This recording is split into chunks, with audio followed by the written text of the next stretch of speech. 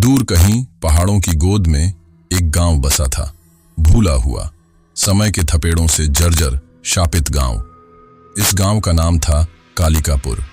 कहते थे बरसों पहले यहाँ की अधिष्ठात्री देवी कालिका माँ किसी बात से क्रोधित हो गई थीं। उन्होंने गांव को श्राप दिया था, जो भी इस गांव में रहेगा वो कभी सुख का मुंह नहीं देखेगा। उनकी संतानें निर्धनता और दुर्भाग्य से ग्रस्त रहेंगी। और हुआ भी वही। कालिकापुर में पीढ़ियां दर पीढ़ियां दुख और अभाव में पलती रहीं। खुशी, हंसी, उमंग, ये शब्द इस गांव के बच्चों की डिक्शनरी में थे ही नहीं। गांव के बाहर के लोग कालिकापुर का नाम सुनकर ही कांप उठते थे। कोई भी उस गांव में जाने की हिम्मत नहीं करता था।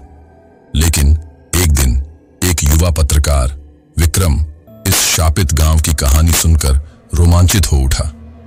वो अंधविश्वासों में नहीं मानता था और सच जानने की उसकी जिज्ञासा उसे कालिकापुर खींच ले गई।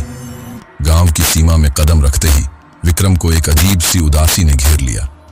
हवा में एक भारीपन था, जैसे कोई अदृश्य बोझ हर किसी पर लादा गया हो। घर जर्जर थे, लोग उदास और थके हुए। विक्रम ने गांव के बुजुर्गों से बात की। सबने एक ही कहानी दोहराई, कालिका मां का श्राप। विक्रम ने गांव के मंदिर में जाकर कालिका मां की मूर्ति देखी। एक अजीब सी शक्ति थी उस मूर्ति में। उसने पुजारी से बात की। पुजारी ने बताया कि सालों पहले गांव के ही एक लालची व्यक्ति ने मां के मंदिर से कुछ बहुमूल्य रत्न चुरा लिए थे। उसी दिन मां ने गांव को श्राप दिया था। विक्रम को लगा शायद श्राप का यही कारण है।